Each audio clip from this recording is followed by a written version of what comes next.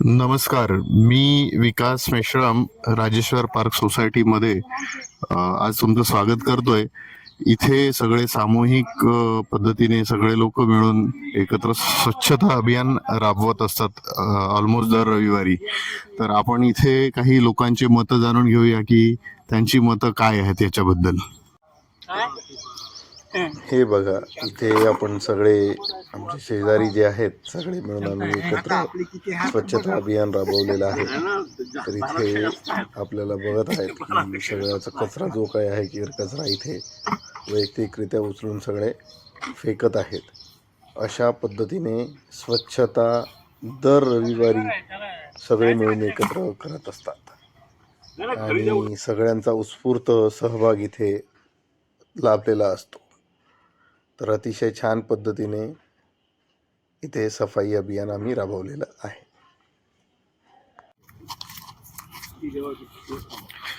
नमस्कार. मी विकास. मी तुमचं सगळ्यांचं स्वागत करतोय आमच्या राजेश्वर पार्क सोसायटीमध्ये. आणि इथे दर रविवारी आम्ही सगळे मिळून एकत्र आम्ही स्वच्छता अभियान राबवत असतो. तर आपण इथल्या लोकांची मतं जाणून घेऊया की कशा पद्धतीने इथे स्वच्छता राहायला पाहिजे, काय काय त्रास होत आहेत, तर जेणेकरून शासनाने सुद्धा इथे स्वच्छता अभियान काहीतरी करायला पाहिजे. आणि सगळ्यांचं निवेदन जे राहील, आपले शेजारी जे आहेत, ऍक्च्युली मुख्यमंत्री साहेब आपल्या शेजारीच राहतात, नागपूरचेच आहेत. तर आपण त्यांनाही निवेदन काही करूया की त्यांना रिक्वेस्ट करूया की काय काय सुविधा झाल्या पाहिजे. तर मी रिक्वेस्ट करतो सर. नाही, यामध्ये आपण हे सर्व लोकांनी मिळून इथे एकजुटता दाखवलेली आहे, ते खूप चांगली गोष्ट आहे. आणि हा आपला जो पार्क आहे आपला पूर्ण लोकांसाठी एक वरदान आहे. आम्ही बरेच लोकांना बघितलं, त्यांना फिरायला जागा नाही, समोर मोकळी जागा नाही, आणि आपण एवढे भाग्यवान आहोत की आपल्याला हे जागा मिळालेली आहे. तर ह्याला पहिली गोष्ट आहे की स्वच्छ ठेवला पाहिजे, ह्याला मेंटेन करायला पाहिजे. आज आपण सकाळी संध्याकाळी बघितले तर 100-200 लोक सकाळी संध्याकाळी राहतात. लहान मुलं फुटबॉल खेळतात, व्हॉलीबॉल खेळतात, धावत राहतात. त्यामुळे सगळ्यात महत्वाची गोष्ट आहे की स्वच्छता इथे ठेवली पाहिजे. आपण सर्व लोकांना विनंती केलेली आहे, बोर्ड बसवलेला आहे बाहेर की कुत्रा आणू नका, घाण करू नका. तरी सुद्धा काही लोक हे गोष्टीला जुमानत नाही. आम्ही त्यांना विनंती करतो की आपण एक सामाजिक भावनेने या गोष्टीला आपण मानायला पाहिजे आणि या ठिकाणी कुत्रा आणू नये आणि याला घाण करू नये.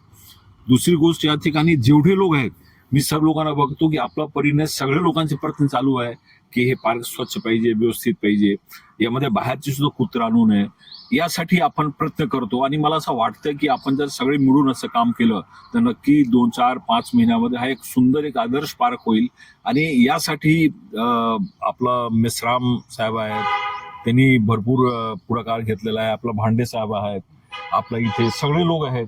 हे लोकांनी जे एक सामाजिक भावना दाखवलेली आहे, खरं बाखाणण्याजोग आहे. आणि आपल्या देशामध्ये सध्या सामाजिक भावनेची गरज आहे. आपण एकत्र मिळून काम केलं तर किती मोठा काम असं करू शकतो. एकटा आपण किती मोठा माणूस असला काही करू शकत नाही. त्यामुळे ही आपण सामाजिक भावना आणि एक सांघिक भावना पुढे सुरू ठेवावी आणि या पार्कला एक चांगला पार्क करावा. थँक्यू.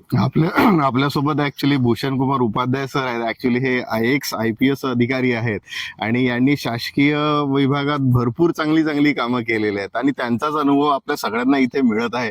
तर मी त्यांचा धन्यवाद मानतो. आणि सर, तुमचं काय मत आहे? माझं मत या इकडे या थोडं. साहेबांनी सगळे पॉइंट कव्हर केले आहेत, त्याच्यामुळे पुढे सांगण्यासारखं काही नाही. सगळ्यांनी मिळून इथे यावं थोडं. मी म्हणजे आपल्या बघा शेजारी आपले मुख्यमंत्री साहेब आपल्या शेजारीच राहतात. तर त्यांना काही आपण मेसेज देऊ इच्छिता का सगळ्यांनी मिळून?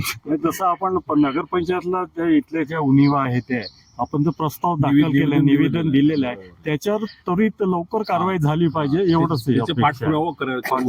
माझ्या मते गेल्या आपण डिसेंबर महिन्यामध्ये साधारणपणे 20 तारखेला डिसेंबर 2024 आहे ना, तर तेव्हा आपण निवेदन केलेलं आहे. आता त्याचा लवकरात लवकर पाठपुरवठा झाला पाहिजे असं सगळ्यांना आपण विनंती करतोय.